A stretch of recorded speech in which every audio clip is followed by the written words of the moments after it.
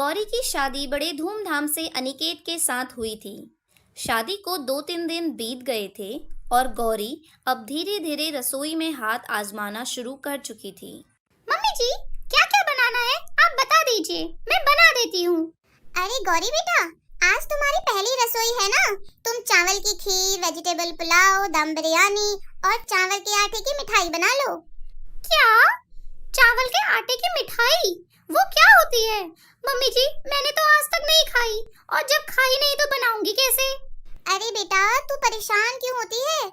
तेरी जेठानी है ना, वह रहेगी तेरे साथ। तुझे इतना सब कुछ अकेले थोड़ी बनाना है, और आज तो तेरा पहला दिन है ना, कहाँ तू अकेले ये सब मैनेज कर पाएगी? अच्छा, ठीक है। सास की मीठी मीठी बातें सुनकर गौरी को बड़ा सुकून महसूस हो रहा था।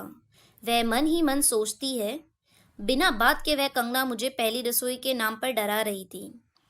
कहती थी कि सास 5-5 भोग बनवाएगी और कोई मदद भी नहीं करेगा, सब अकेले करना पड़ेगा। चलो, कम से कम मेरी सास को मेरी चिंता तो है। पहले दिन मैं जेठानी जी को मेरी मदद के लिए भेज दिया। पहली रसोई के दिन सास ने जो भी डिश बनाने के लिए कहा था, गौरी जेठानी की मदद से सब कुछ बनाकर तैयार कर लेती है। लेकिन एक बात थी जो उसके मन में बार बार खटक रही थी। भाभी, मैंने तो सुना था पहली रसोई में पूरी कचौड़ी बनवाई जाती है, लेकिन यहाँ तो माँ जी ने पुलाव, बिरयानी और मिठाई भी चावल के आटे की बनवाई है। मैं तो समझ नहीं पाई। अरे पगली, अभी तो एक दिन ही हुआ है ना तेरी शादी को, इतनी क्या जल्दी है समझने की? 2-4 दिन में सब समझ आ जाएगा। जेठानी की गोल गोल बात सुनकर अब तो गौरी और भी ज़्यादा कंफ्यूज हो गई थी। खैर, ससुराल में पहला दिन था, इसलिए उसका ज़्यादा ध्यान खाना बनाने और परोसने में लगा हुआ था। इसलिए वह जल्दी जल्दी डिनर टेबल पर खाना परोसने लगती है।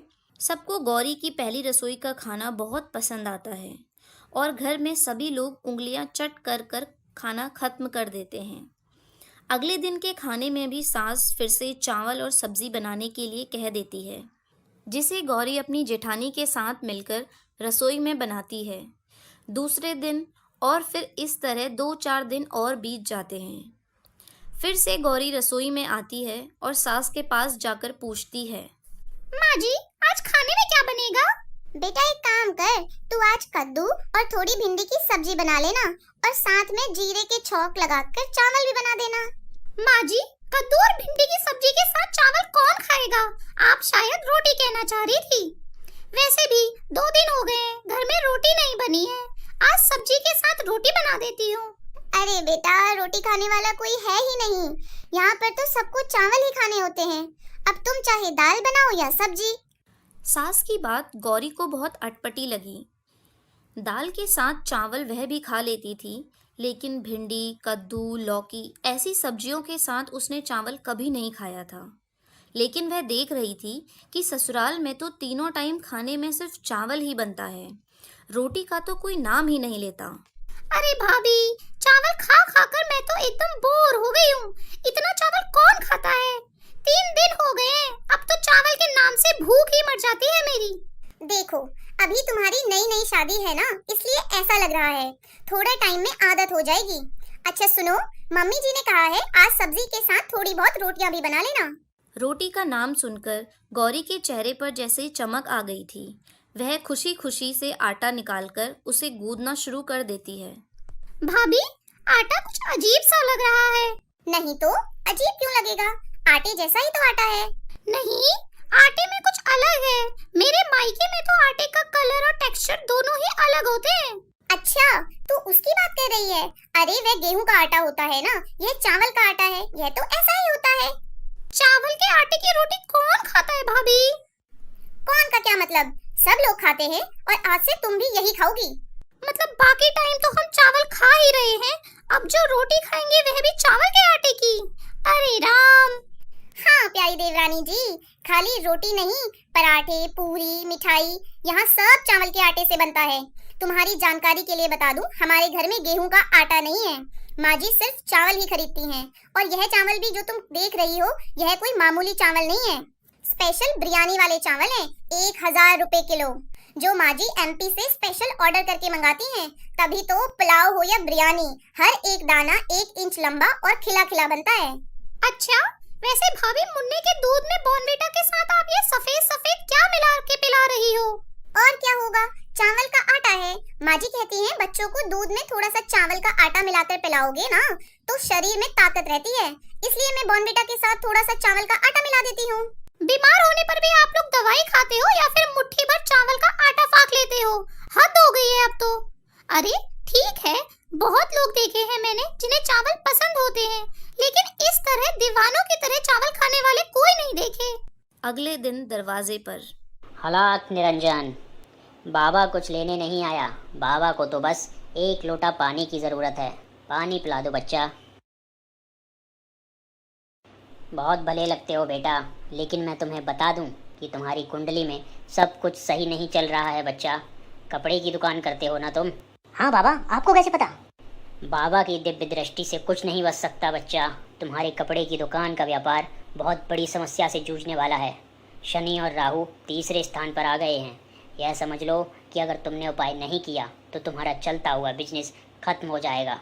बाबा तो उपाय बताओ ना, परेशानी बताकर डरा क्यों रहे हो? उपाय बहुत छोटा सा है बच्चा।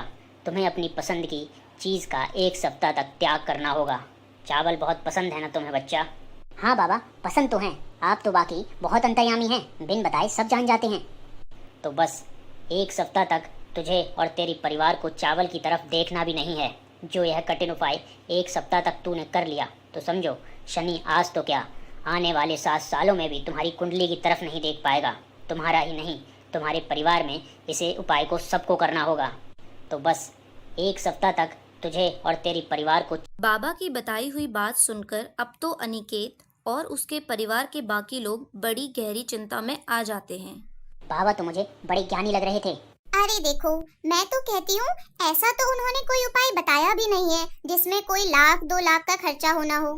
यही तो कहना है कि एक सप्ताह के लिए चावल छोड़ने होंगे, छोड़कर देख लेते हैं, उसमें कौन सा हमारा बहुत बड़ा घाटा हो रहा है। सास की बात से परिवार के सारे लोग सहमत हो जाते हैं और उसी दिन फरमान जारी होता है कि अब एक सप्ताह के लिए घर में चावल बनाना तो दूर, चावल की बात भी कोई नहीं करेगा। अगले दिन।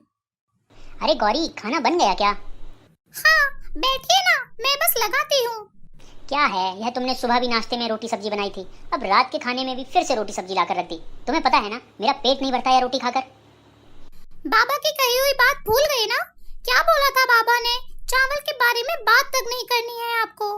हालांकि चावल के बिना एक एक पल काटना घर के सभी लोगों के लिए कठिन हो रहा था, लेकिन फिर भी बाबा की बात को टालना मतलब मुसीबत को न्योता देना था। इसलिए घर के सभी लोग मन मारकर चावल के बिना एक एक दिन करके काट रहे थे। 7 दिन बाद। अरे बेटा, आज ऐसा करना, सबके लिए चावल ही बना देना। भाई कितने दिन हो गए हैं चावल नहीं खाए, आज तो भरपेट सब चावल खाएंगे। आप कहते हो तो मैं बना देती हूँ माँ जी, लेकिन आपको कुछ बताना चाहती हूँ। क्या आपको पता है हमारे घर में हर रोज 1000 सिर्फ चावल का खर्चा आता है, क्योंकि सुबह से लेकर रात तक हमारा परिवार सिर्फ चावल ही चावल खाता है। नाश्ता, खाना, डिनर, मिठाई, रोटी, पूरी सब कुछ चावल से बनता है। पहले ही सप्ताह में बिना कुछ किए मैंने पूरे 7000 की बचत की है। और दूसरी बात यह है कि इस तरह हर समय बस चावल भक्त बने रहना सही नहीं है। हमें हर तरह का अनाज बदल बदल कर खाना चाहिए, तभी तो हम स्वस्थ रहेंगे।